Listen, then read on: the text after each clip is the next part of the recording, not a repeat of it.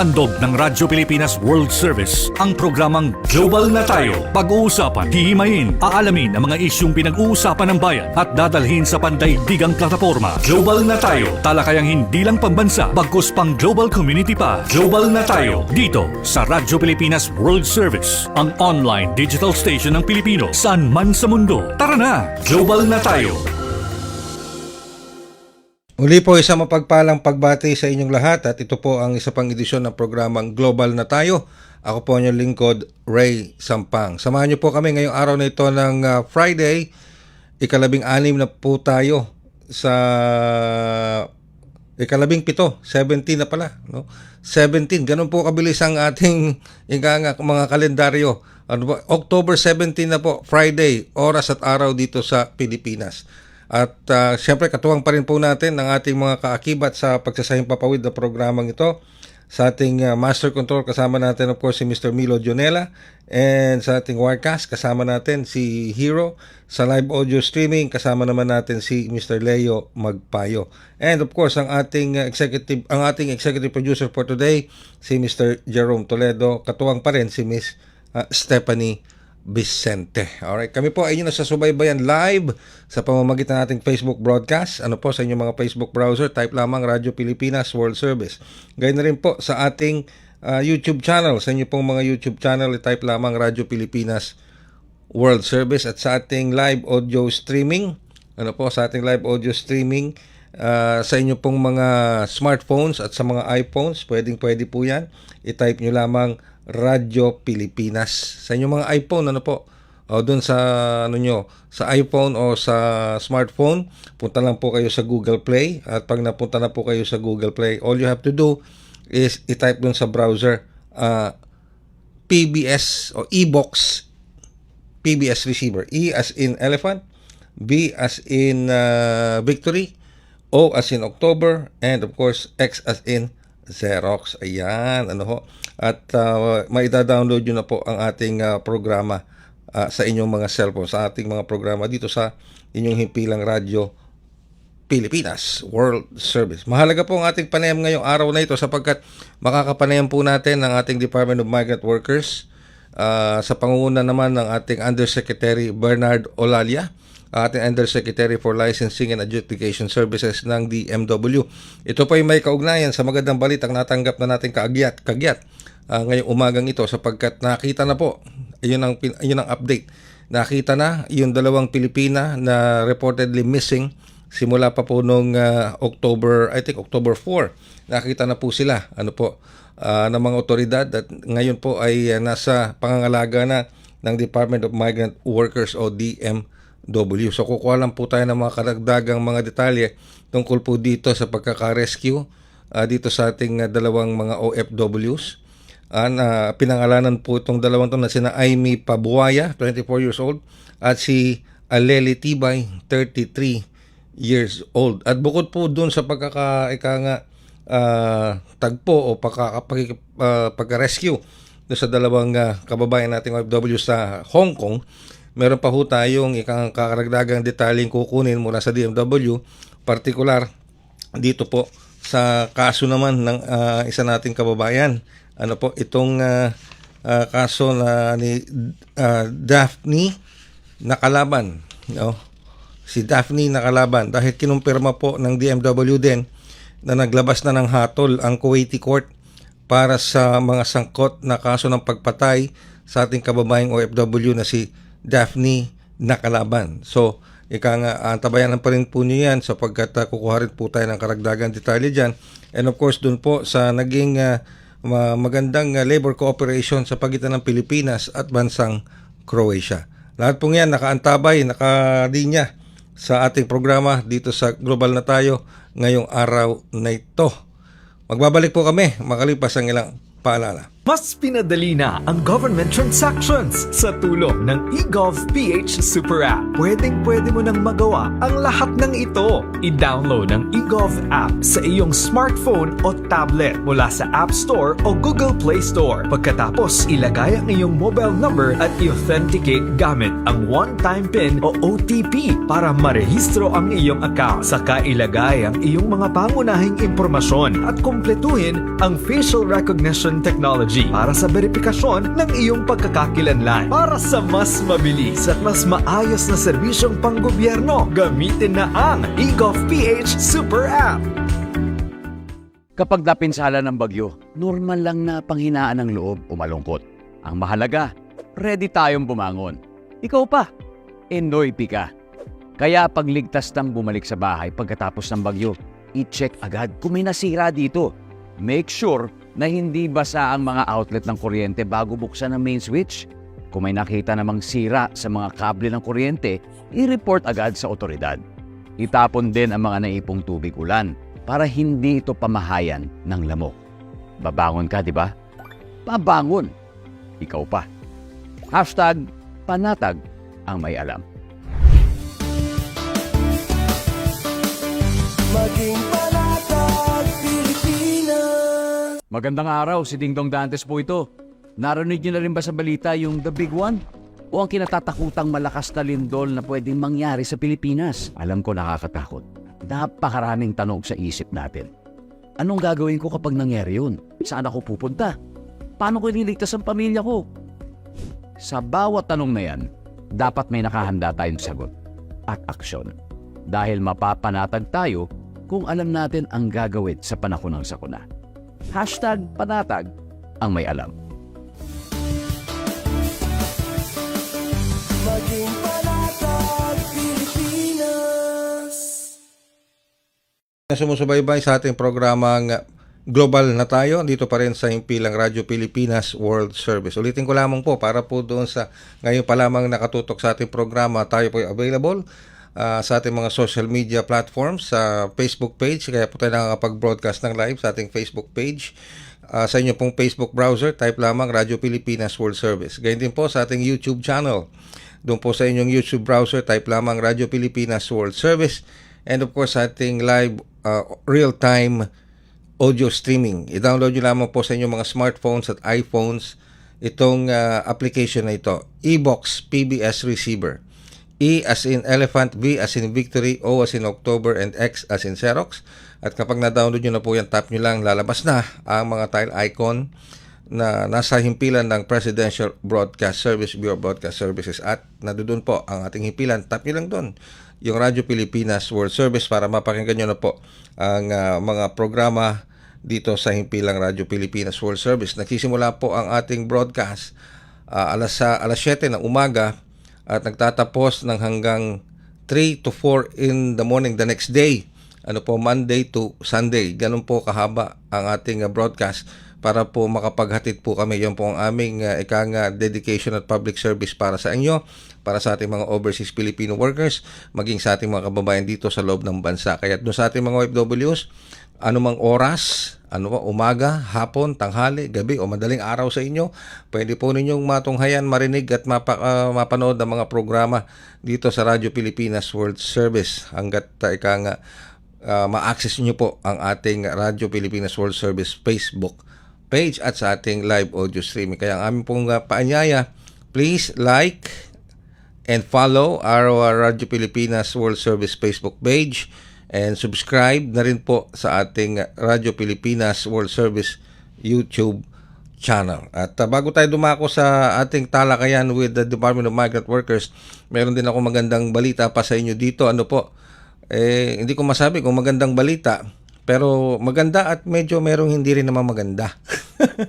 Kasi kaninang umaga, Biyernes ng umaga, mga around 6 ng umaga dito sa Pilipinas, Friday, nakaramdam na naman po ng pagyanig ng lindol na intensity 6 dito po sa Surigao del Norte. Ayan, intensity 6 sa Surigao del Norte.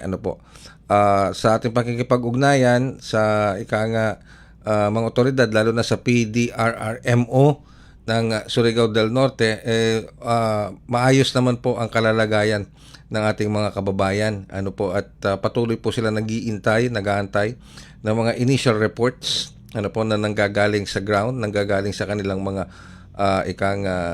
local government units na mag-report. Pero haso pa kanina nung kausap natin ang hepe ng PDRRMO ng Surigao del Norte, patuloy pa rin po ang serbisyo ng kuryente, pero suspendido ang klase, suspendido yung face-to-face classes. Ano po? Alright, sige. Sa puntong ito, nasa linya na po natin ng komunikasyon ng ating butihing Undersecretary Bernard Olalia. Siya pong Undersecretary for Licensing and Adjudication Services ng Department of Migrant Workers. Magandang umaga po, Yusek Olalia. Si Ray Sampang po ito sa programang Global na Tayo. Yes, sir. Good morning po si Sir Ray at good morning po sa mga nanonood po. Good morning, good morning. Si Yusek Bernard po ito sa DMW. Good morning po, Yusek Bernard. Maraming salamat po sa pagpapaunlak.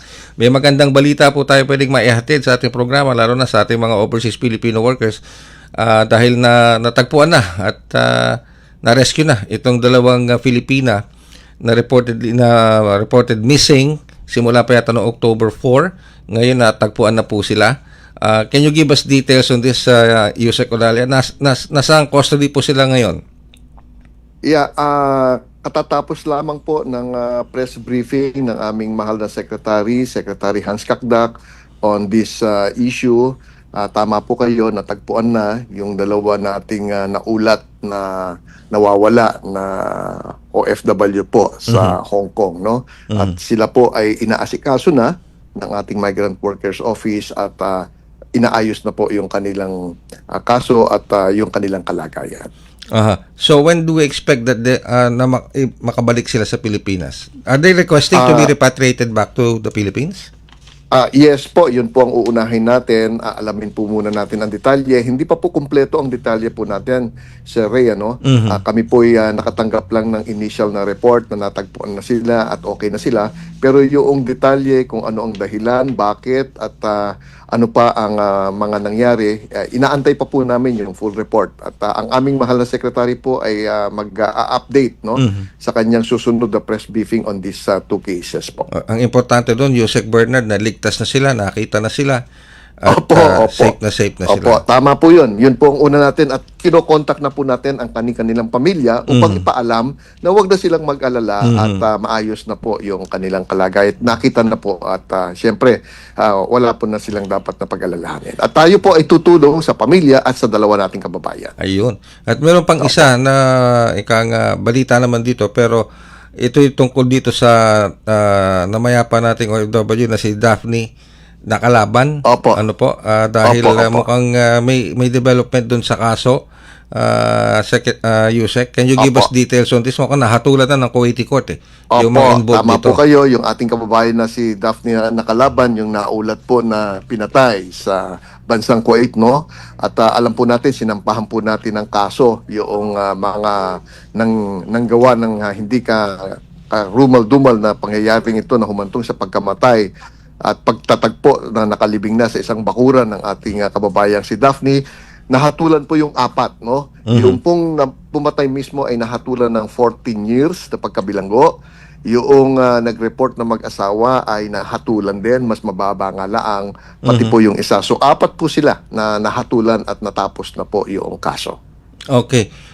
So may reparation po ba? Meron po bang financial na tulong na may papaabot dito sa ating kababayan from dito sa mga nahatulan na ito?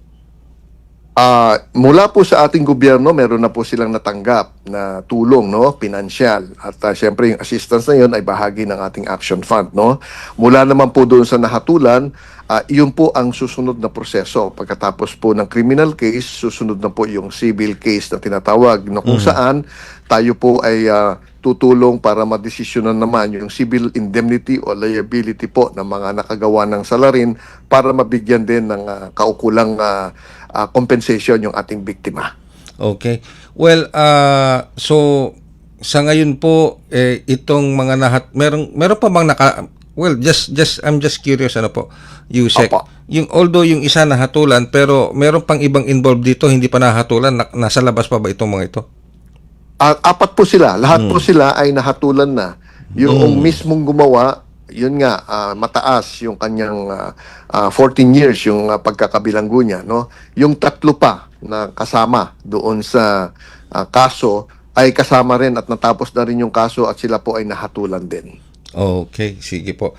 And of course, I could imagine, Yusek, yung siguro nararamdaman ngayon ng pamilya ng ating kababayan na si Daphne. Yun, talaga naman. Okay. So, well, on other positive news and developments, Opo. ang DMW at ang through DMW, the Philippines and Croatia has signed a labor agreement.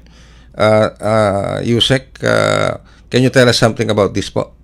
Apo, Sir Ray, tama kayo. Kumakailan lamang ay nagkaroon kami ng Friendship Week dito sa ating Department of Migrant Workers. Ito po yung bansang Croatia na kung saan tayo po ay lumagda ng Memorandum of Cooperation for Labor Agreement, no, na ito po ay kinumpirma rin ng ating gobyerno, no? At base po doon sa Memorandum of Cooperation na yon, nagsimula na po yung hiring, yung proseso ng pagde-deploy ng ating mga workers, no? Ito po yung government to government deployment po natin sa Croatia na mahigit 400 na ating mga kababayan ang mabibigyan ng opportunity para magtrabaho sa bansang Croatia. Sila po ay kukunin bilang mga waiters, mga cook, at saka mga room attendants doon sa kanilang tinatawag na hospitality industry. Tourism po ito.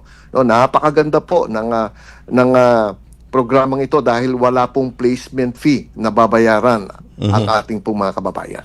Alright. So you mean no placement fee, government to government po ito, Yusek? Opo, tama po yon, Sir Ray, alam niyo po, lahat ng ating government to government ay talagang no placement fee. Yan po yung isang pinakamahalagang programa natin sa pagde-deploy. Hindi lamang sa tinitignan natin yung financial na magiging problema sa pagbabayad ng tinatawag na placement fee, no? Yun ding importante doon yung framework, no, na maayos, mabilis at sigurado po na protektado sila at meron po tayong mechanism pagka merong suli na rin sa employer, may aktibo po na opisina na tutulong agad sa kanila. Ito po yung ating government framework for a government to government hiring. Alright, magsasagawa po ba sila ng actual hiring process dito sa Pilipinas o yung pong mga interesado kinakailangan na pumunta sa DMW? Opo, nagsimula na po noong pong October 15. Wow. Nagkaroon po ng actual job fair dito sa Mandaluyong, sa may area dito. Sa podium yon kung hindi ako nagkakamali, at nagkaroon po ng tinatawag na live interview na dumating dito mismo yung ating mga Croatia employers, no? At sila po ay nag-conduct ng interview ng ating mga aplikante at may mga natanggap po, hard on the spot sila at harinawa yung pong kanilang initial quota na mahigit 400 ay mapil upan yon at nang sa ganon yung naumpisahan na proseso mapadali at sa mga susunod na linggo at buwan sila po ay makarating na sa bansang Croatia para mag-umpisa. So, ganun pala karami ang initial quota, Yusek, Bernard, 400? Opo, 435 po kung hindi ako 435. magkakamali yung exact numero. Ito po ay mga waiters, mga cooks at room attendants. Napakaganda po ng kanilang salary at mga iba pang mga benepisyo. At sigurado tayong walang mabibiktima dito, Yusek, na Ayun. human Yun po, Sir Ray, trafficking, yun illegal recruitment. Yun ang ating tinitignan. No? Walang mabibiktima ng illegal recruiter. At syempre, yun ang mga kawawang kababayan natin na pag may nakitang post, may natanggap na messages sa kanilang application, tapos sila ay papatol, yun pala mga illegal recruiter. Yun po ang naiwasan natin dito. Tayo mismo ang tumutok, tayo mismo ang nagbigay ng proseso para po walang mabiktima. Speaking of that, Yusek, Bernard, nakatutok kami sa DMW. Sunod-sunod po ang mga hakbang ninyo na pagpapasara ng mga nagpapanggap na mga recruitment agencies, mga travel agencies pala. Opo. Ngayong taon, hindi pa tayo tapos pero nasa 32 na. 32 na po ang ipinasara natin. Na iba't ibang mga establishmento na nagbabiolate ng ating rules, no? Na sila ay nagre-recruit, nagde-deploy, sumisingil ng napakalaking placement fee. wala naman trabahong i-offer, wala naman pupuntahang employer. At yung kawawang kababayan natin, nagbayad na, umasa na, gumastos na, sumakit pang ulo, at yun, kawawa po. Kaya tayo po'y patuloy po na nagsasara ng mga establishmento. Meron po tayo tinatawag na surveillances. At ito pong surveillance na ito, na team natin ay aktibo po sa buong kapuluan. Ayun. And how would they know? Alimbawa po, Yusek, alam kong nababanggit nyo naman ito every time na nagkakaroon tayo ng panayam, pero it would be of great help kung malaman ng ating mga kababayan, maging ng ating mga OFWs na nakikinig ngayon sa ibang bansa, kung how would they know and how would they advise yung kanilang mga kamag-anak, kaibigan dito sa Pilipinas para hindi mabiktima ng illegal recruitment. Paano po sila makaka-access sa DMW? Opo, meron po tayong tinatawag na red flags, no? Yung programa po natin, yung information sharing and dissemination, napaka-importante yun. May coordination and collaboration tayo sa iba't ibang mga LGUs natin. May mga memorandum of agreements po tayo. At yun, tama po kayo, may red flags po tayong ipinapatupad. Ang ibig sabihin ng red flag, ito yung mga pag nakita na ninyo at na-experience ninyo, ay wag na kayong papatol at susunod pa doon sa mga iba-iba pang i-offer kasi sila po ay sigurado ng illegal recruiter. No? Halimbawa, sa HSW, dapat walang placement fee. No? Pag government to government hiring, dapat wala ring placement fee. No? Ito po yung mga red flags. Tapos kapag ang visa na ibinibigay ay tourist visa, student visa, o kung ano-ano man visa na hindi employment visa, red flag din yun. Ibig sabihin, illegal recruiter din yun. Ngayon, kung sisingilin kayo at wala pang kontrata, wala pang maliwanag na kasunduan, red flag din po yun. Ang pinaka-importante po, palagi po namin pinapaliwanag at pinapaintindi, pumunta po sa DMW website, no? Nandoon po yung pangalan ng agency, nandoon ang pangalan ng job order na available, nandoon din ang pangalan ng employer na accredited, at sigurado po i-validate nyo sa opisina namin para hindi po sila maloko. Opo. With that, Yusek Bernard, maraming salamat po. Pero bago ko kayo bitawan, gusto ko munang magpahatid ng pasasalamat sa oras po na binigay ninyo, at pasasalamat na rin at congratulations sa DMW at sa ating Hong Kong authorities dahil sa ligtas, nakita niyo na't ligtas na itong ating dalawang kababayang OFWs na ito from Hong Kong, at yung hustisya na kamit nitong ating kababayan si Daphne sa kamay ng mga pumastang sa kanya mga Kuwaitis. Ang napakalaking role ng DMW dyan, DFA at ng OWA. Kaya congratulations po. Maraming Yusek Bernard. salamat po, Sir Ray. No? Salamat din po sa pakikipag-ugnayan nyo sa amin. Napaka-importante po ng media, lalong-lalo na yung mga ganitong programs po ninyo para may parating po natin sa mga kababayan natin yung tamang impormasyon para sa pagde-deploy at pag-hire po ng mga employers. Salamat po. Salamat po, Yusek. Sana kayo magsasawa sa amin. Thank you very much. Opo, Sir Ray. Yes po. Ingat po palagi. Thank you very much. Undersecretary Bernard Olalia, Undersecretary for Licensing and Adjudication Services ng Department of Migrant Workers. Magbabalik po kami makalipas ang ilan pang paalala. Paano nga ba mag-register para magkaroon ng schedule sa Bagong Pilipinas Presidential Action Center? Narito ang mga dapat gawin. Gamit ang iyong mobile device, pumunta sa eGovPH app. Pwede itong i-download mula sa Apple App Store o sa Google Play Store. Gumawa ng account. Ilagay ang email address, valid mobile number, pagkatapos ay makakatanggap ka ng one-time code sa iyong email. Gamitin ang code sa eGov app para sa verification ng iyong account at ng mga impormasyong ibinigay. Congratulations! Meron ka ng eGovPH app account. Pwede mo na ma-access ang iba't ibang serbisyo ng gobyerno kabilang ang mga serbisyo sa Bagong Pilipinas Presidential Action Center. Unti na magpipinid ng isa pang edisyon ng programang Global na Tayo. Pero bago po tayo tuluyang magpapaalam ngayong araw na ito ng Friday, gusto ko munang mag-shoutout. Yan, shoutout muna kay Filipino Multicultural Society Ireland President Miss Hilda Arenas, na isa po sa mga naging resource person natin nitong nakalipas na Miyerkules sa programang Babangon sa Makabayang Serbisyo Publiko. Nabanggit niya po kasi sa ating programa na siya ay bahagi na tinatawag na e-magazine, na ang title ng e-magazine ay Roots and Wings, kung saan nagkaroon po sila ng pagkakataon na makapanayam ang ating Philippine Ambassador to Ireland, na siyempre walang iba kundi si Ambassador Daniel R. Espiritu. Ayun.